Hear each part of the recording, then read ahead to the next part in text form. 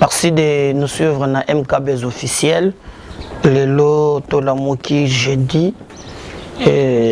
Zamba Bateli Biso Congo, Bateli Bande Konanga Nyonso. Vous allez partout à travers le monde. Vous allez Kolanda Biso. Vous allez partager la vidéo Nabiso. Nous vous demandons de vous abonner. Ceux qui vous en ont abonné, tes premières demandes, Nangatango Nayakepa Nabeno, Nasengue vraiment abonnez-vous, s'abonner à nous. Et après, ceux qui vous ont abonné, partagez le lien de tout Sengaka, Ndengeba Innocent, Chamal, Dimitri, Franck, Batumso, Ibsakabisoki, ceux qui tozu, to gardaka lien, Biso, Moksuto Bandeka Kakota, to partager na Baninga, bo aimer d'abord. Batumso, la vidéo sans qu'on aimer, sans qu'on tique commentaire, non. Il faut aimer nos vidéos. Et place au lobby aimer on place comme s'abonner ou s'abonner ou partager puis au 5 puis na ba proche bengi bango pour s'abonner na MKB's officiel tokozala ensemble pour vous servir parce que c'est grâce à vous que tous allez ko zo makasi ya ko salela bino bande konanga bonjour bonsoir et kolanda air bino bokolanda biso partout à travers le monde bande ko solo na bino aujourd'hui makambo mibale. Et nous apprenons que en tout cas les problèmes il y a gouvernement ils allaient vraiment presque nasuka et toboko ben fumée blanche et bima on attend mais dans les coulisses encore tout ça n'a pas information monsieur soupé ou net Vital Kamerhe a kokisi lelo une année depuis que ba Kangié Alina Boloko Bande Konangai nous avons appris que Bandeko Naïe à INC ba lobby une année Oyo ba Kangié ezali une année ya injustice asaleli kambo mokote esengeli lelo Batikaye va organiser ba messe, va organiser ba prière, na opération. Il y a kolobake $1 pour mon parti. Alors moi je regrette beaucoup. Attitude il y a Bandeko Oyo. La plupart bazali ko soutenir okoki kozala oza mutu ya parti. Mais ou bien mutu ya ngambu be membre ya famille. Quand il s'agit ya kokamba res publica mboka bondeko tachaka pembeni ngade na yoka kisoni tango na mona kina procès wana je vis Vital Azalaki mwasina ya Azalaki mwana ya batu ya Jibempia na Azalaki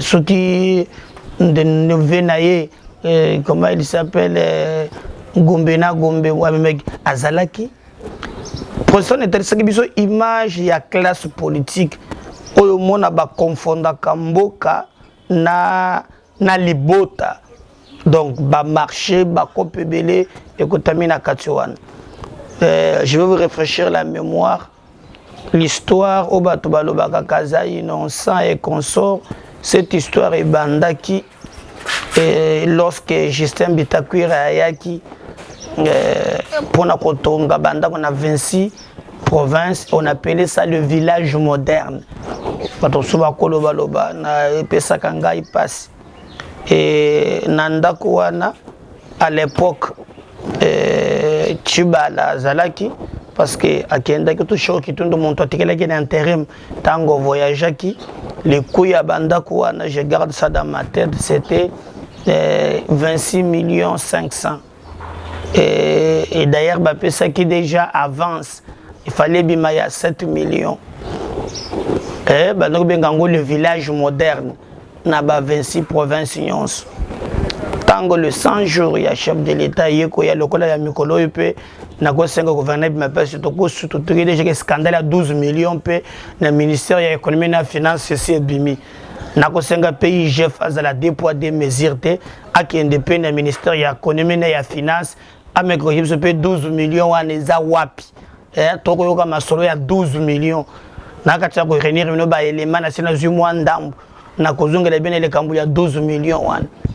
Et c'était ça le cas et monsieur Kamere azui mukanda komi à lobby ko banda lelo ministre moko moto moko te akoke ko dépenser ata 100 francs ce qui est apesi ndingisa te. C'est dans ce cadre-là que M. Kamere a azui les contrats oyo akotaki na bitakwira balongoli yango de 26 millions pour te ekoma na 57 millions ba réduire nombre ya ba province elongwa de 26 ba tiango na 5 d'abord province pilote.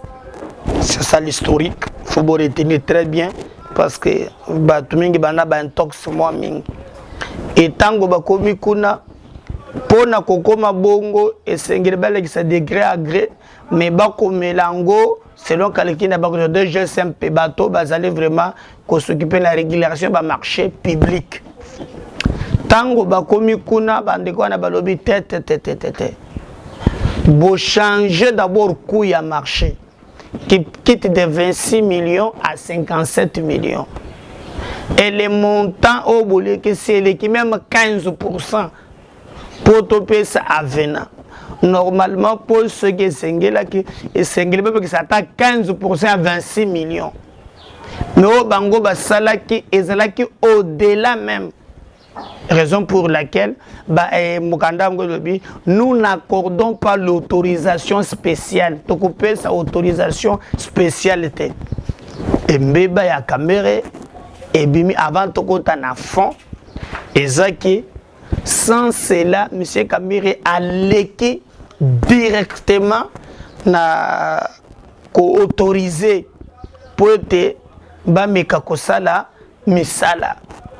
Et Bomonaki, ce qui s'est passé avec Djamal, Bawanganaki, et chose grave, tu vas bakate.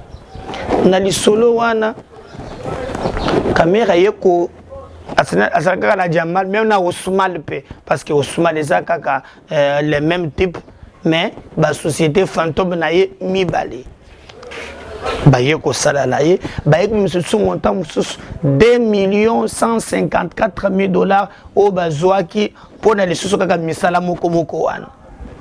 Ce pays est comment d'être blague moko ko sakanate. Et j'apprends les gens bato bazolo bao ndenge zawana eza aza innocent eza procès moko politique. Mais tolanda ki non na procès on appelle cet exemple moko.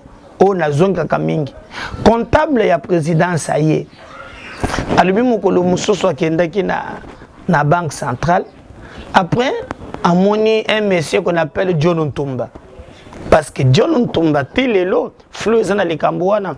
Je crois même que même le journaliste Jeff Caleb il y a à l'époque on a 7/7 parce que 7/7 mais za molendo azana kati Israël mutala makambo belebele.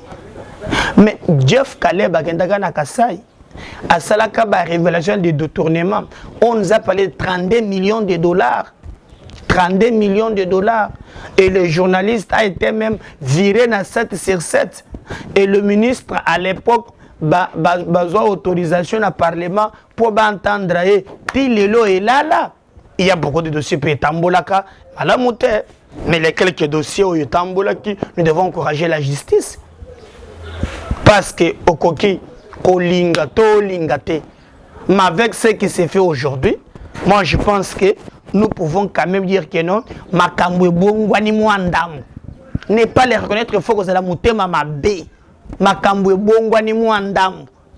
Mais nous avons vu John Ntumba, Yewana Abengi comptable à présidence, Ayebisi, Apesaye Mbongo, comptable à tout le monde n'a coupé ça yo. Et les canadiens TV comptable le bien permis que nous n'a coupé ça yote. Kamere a bengiye. Bato baye bakale kambwana te. Pona koyebise que kamata mbongo pesa nga John Ntumba. Oya azalaki vraiment même te membre ya cabinet. On a 100 jours et c'est bandi makambuzo comme anasuka. Et vous savez ce que lui a donné? On parle na mokolo wana de 2 millions de dollars. Et comptable à l'objet, tant que John Tombalandi na banque, John Tombalandi, c'est 100 000, 200 000. Tant que John a monnaie 2 millions de dollars, balongo na John Tombanaye, bakei naye, na GB, le parc mon qui en face. C'est l'un ici qui a 2 millions. Mais je vous donne quelques exemples. Parce que même contrat, il y a Djamal, même il y a Ousmane. Ils ont prévu que non, vous donnez 57 millions, on vous donne clé à la main. Et d'ailleurs, vous voyez déjà que la société Carmode a fondé la République et que non, Nambongo Subimi, on va toucher à 2 ou 3%. C'est clair, c'est là qui était. Vous voyez? Donc, quand j'entends les gens dire que non, ils ont qui procès moko politique, caméra za innocent, à côté Sénégal dans innocence, ils ont l'ukutamoune, ils ont mawa. Ils ont mawa. Tango nazoka likambo ndeko pesa nga pasi na mutema innocent ya likambo nini. Et d'ailleurs, moi j'encourage le lenge président de la République à kosala makambo comme na suka. J'ai aussi regretté seulement même méthode de l'autre monaki, monaki ndenge inspecteur oyo général na EPST bakangiye. Aujourd'hui, lingi kodobake, okoki kozala ulingi Félix to ulingi te, mais au moins c'est là ce qu'on appelle devoir redevabilité comme kosala. Donc ce qui au Kambi l'État, il faut y en réalité au rendre compte. La République des intouchables, au Kabila plongé qui biso et Sengeli et Sila. On a maintenant besoin que ceux qui ont géré Misolo Yabayi Mboka aux Zongisango. Bon, on a que ça que Willy Bakonga fait non na enseignement na EPST. Je n'ai pas que ça que bien dossier moko awa. Oh y a panneau, y a Maison Victoire. Bazui mbongo oyo l'État congolais appelle ça bango ebele na Maison Victoire. Maison Victoire bi ayibi mbongo wana te. Tala misolo ebele bazui. Bazo oyo mabe, bazo ya matadi mabe 38 000. C'est pas au-delà de 1 million de dollars. Bah 800, 900, on parle même de 1 million de dollars. Jusque sans trace. Mais nous voulons que là, je pense que Mboka na biso tozangi mbongo te bande konangai sur la bonne gouvernance et que on canalise ba recette ya l'État et ça la l'État Mboka na biso tokokende musika. Ce qui a fait un problème c'est que dans ces pays les gens ba mesana kozomu solo. Le rapport de Luzolo vous dit clair que non, le budget de 4 milliards mais les individus prenaient 15 milliards. C'est là où dit tout. Non, moi je pense que nous encourageons l'actuel régime à lire où il y a sans complaisance. Parce que le dossier mon pays bimi na ministre oyo balobi à économie est-ce que ça vrai est-ce que ça faux mais nous voulons aussi que les chefs a kende ko enquêter pe ango 12 millions et bango ba komi ko justifier au nom de la Covid et d'autres abonnés non nous voulons voir que IGF a KNDP ko enquêter na 12 millions pour établir que est-ce que aux amonto ya union sacrée ya cash oh ya IDPS et péquicité va entendre yo parce que avec cette allure je peux vous dire que batuba kobanda ko banga je crois que na kolinga bolanda même bilili oyo bokomona Jean-Marc Kabund na sepeli lobby vraiment oyo alobaki na niveau ya assemblée nationale et beaucoup comprendre que makambo belé changé. Donc ce qui nous du matin les cambo changé non. Pour la première fois na mon a besoin de débattre sur une commission. Pe ba lobby ou toi ko échappé et sengeli balande la mbongo. Ya ba militaire nde ou taka banda banque centrale et qui dit na état-major et parce que le détournement est fendu one.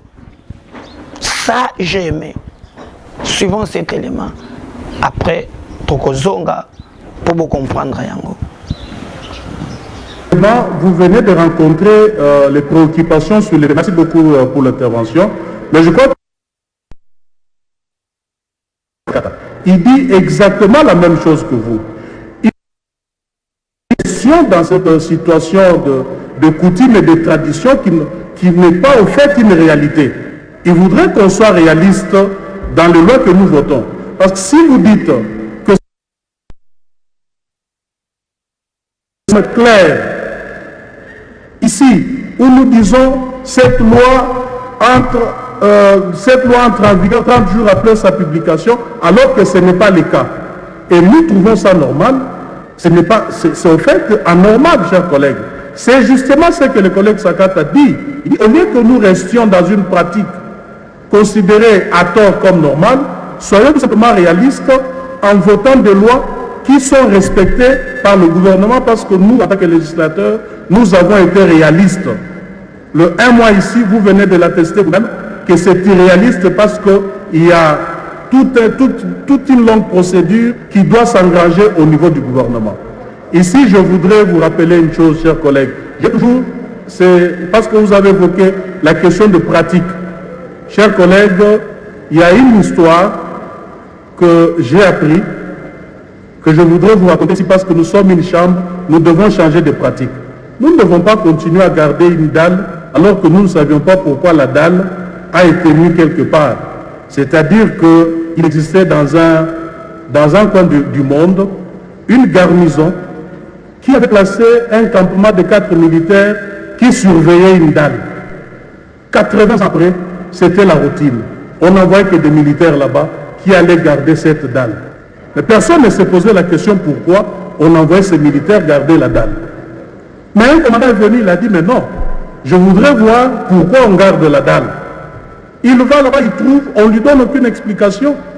C'est comme ça que ce commandant courageux, il est allé vérifier dans les archives.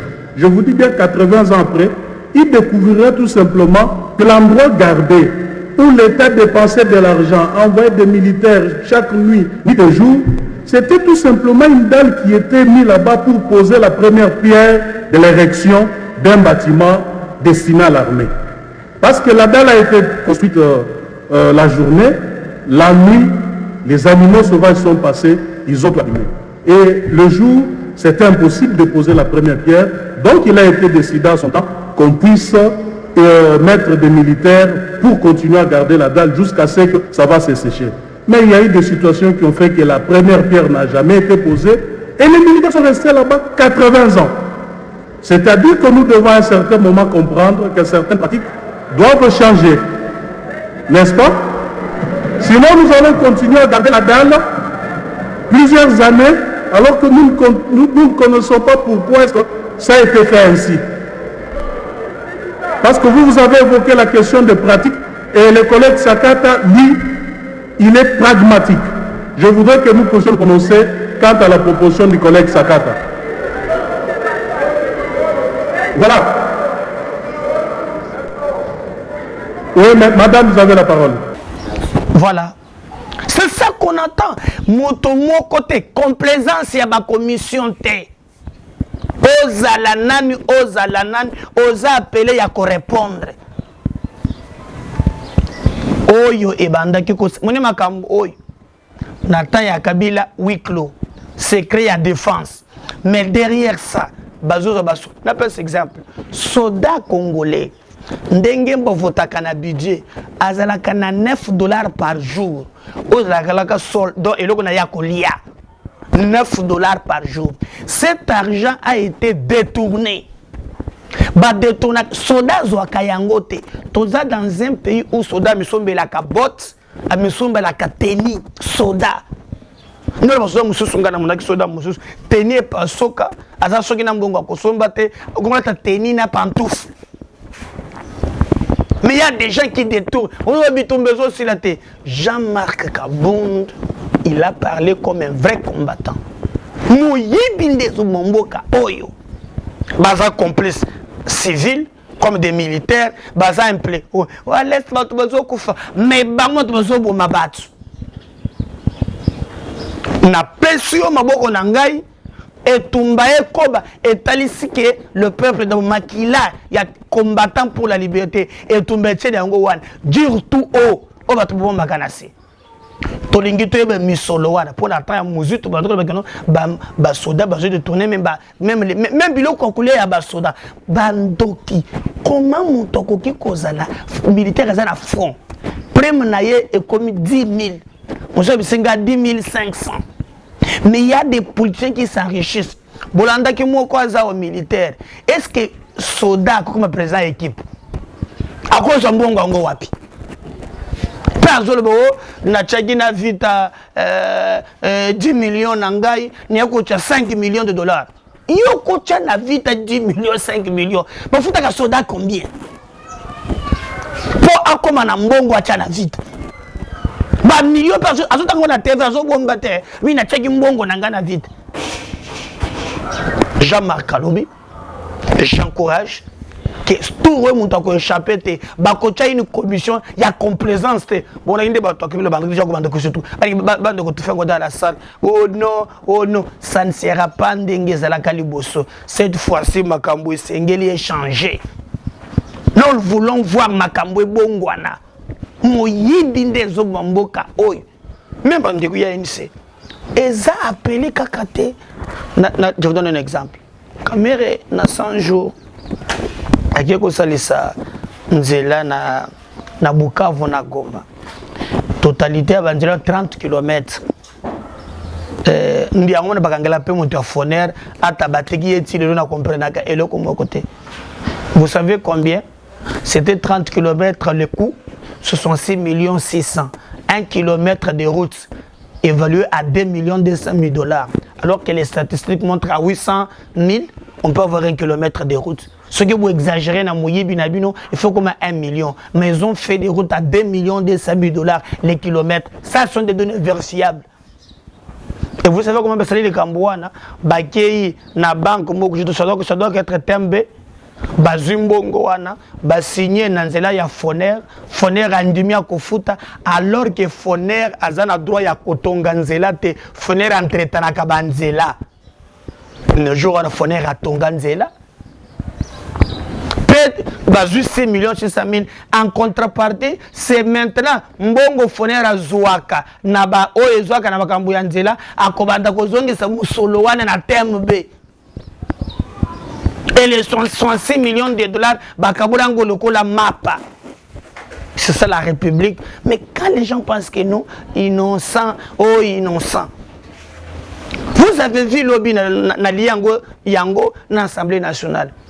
Quand les députés basent par rapport à Makambouest, la complaisance, gérant n'a séparé na vie mboso ko diampo, nga vie ko ko bonso sanga makambo 12 millions au lia ko ko bonso ne sanga yango. Pour discours yo tenaki lobby. C'est ça même ce qu'on attend d'un élu du peuple. Il a été très fâché. Notre hospitalité est le Kélébi Songambo. Nous avons réussi Bato Awa. Balié, Bamneli. Il a même expliqué que la loi interdit qu'un réfugié à Simba Munduki, avec la nébuleuse communauté internationale, malgré Viemboso na betelo maboko. Et tant qu'on a défense, j'ai compris que Massano est l'équipe trop. Donc pour nous, nous pensons qu'il est grand temps, Bandeko Dangai, Tomata Tokita, Tomona quand même que Mboka Nabiso et Kendeliboso, Moulimo ya Kanyaka et Sila. Bon, mon ce qui s'est fait na l'Assemblée provinciale. Bon, mon yango, c'est grave ce qui s'est passé dans l'Assemblée provinciale. Bato ba signé Moulimo ya Kanyaka et Sengele Longwa. Le qui chasse Koufi. J'ai même les informations qu'il y a Zébi Sabino. Le Kola, Tata Oyo, Fumu ya Banga Moyo, Poatingo Bila, na Lukuta, na Makambu ya Muyebi Eko le Kakuda, Bakoko Isaïe Lelo, Natana Cheminio Subape Singa, Ba Lubi, Soyiba Kokomba Kuna, Moto Oyo, à cause de la manœuvre, il y a cause de député Moko, Godak exécuté Yango, Yoka Mouzana ba diplôme, Yoza Moussali Nanzam, pour Nanine, pour Poiti Makam. Il y a la vérité. Zando contrat exact, Zando loko exact, qui ne peut pas être projet exact, qui ne peut pas être financement exact. Il a dit la vérité au peuple. yoka nde bazoli tsoko comme une assemblée yoka bakozole motif balobi outrage à l'assemblée.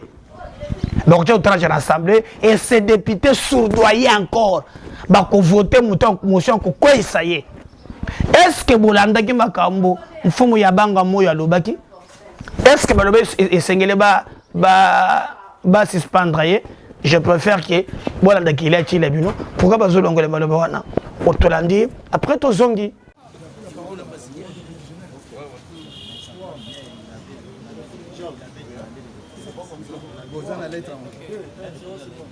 Chers membres de la presse, nous les membres de l'Union sacrée ville de Kinshasa, nous venons de déposer encore une fois de plus les pétitions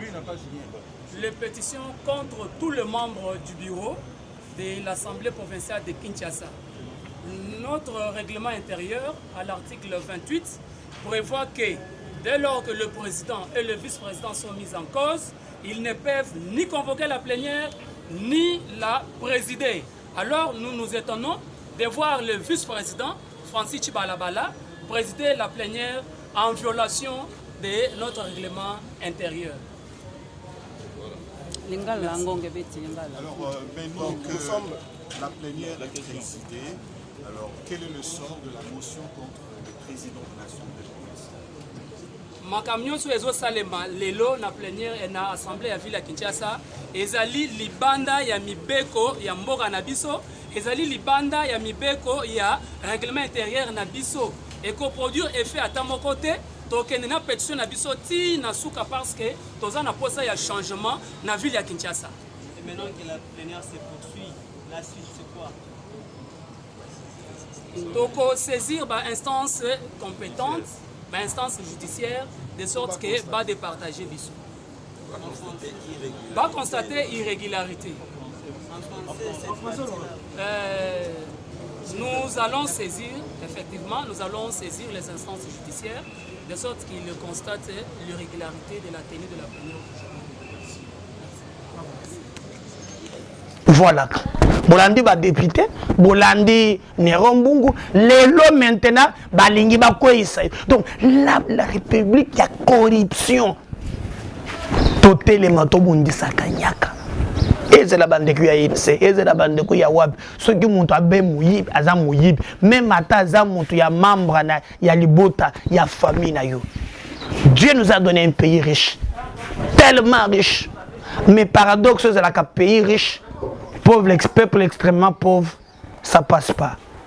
Moi, je vous demanderai, Bande Konangai, tous à la conscience que Dieu nous a donné ce pays. Et nous devons nous battre pour nous combattre la Mboka Nabiso. Mutakolinga, Mboka Oyo, Koleka Biso Moko Azate. Biso Moko, tous responsable, Biso tous Kodo Congo. Ba politicien, Bazama B. Nazoé Bate Soki Bande Ko ya Bukavu, ya Goma. Tout ce que caméra bande qui kozwa monaki yemoko akomaki ko comparer Chenette Asumbelaki asumbi avec Chenette Asumbelaki moi sinaye na mutoka ya na Karasoraya bomonaki bisengo akomaki komata na babato akotombola misapi boyi na gombe asimbili net akomi osana na bambwa akoma riche asika mais bawo bazana na mboka wana kuna bande ko solo ko bokote. Quittons le tribalisme et le régionalisme et le clientélisme. Ces pays méritent mieux. Donc, nous pensons pour nous qu'il est grand temps que l'État du droit et Salamoussala, le Lingue, et Sengeli, mais jusque-là. Et d'ailleurs, il faut donner ma casse à IGF, vous allez causer des menaces et belé. Vous prenez par exemple José Makila à Tombokaki. IGF a tangué. Mais il y a kutu kala mingi ta singa ki mukanda akenda kuzoso na poto on a trai boy bako ngena na poto mais bomoni ke bakomi ko lenga o babenga IGF na Sénat ba autoriser yango ba sala boye po balongola IGF ba menacer. Il faut soutenir l'IGF, aller jusqu'au bout na IGF kanga ni miyibi et même la justice qu'élève aussi une nation. Mais je regrette aussi que non, il y a des dossiers aussi sensibles que j'avais montré ici, na Comex extérieur. Donc, ils ont tombé, comité, mais beaucoup reste à faire. Mais le plus important pour moi, c'est qu'au-delà de tout, c'est le Congo qui gagne et non pas les individus. Je vous demande de vous abonner massivement à Bande Konangai et de partager nos vidéos. Dieu garde le Congo. À la prochaine. Bye.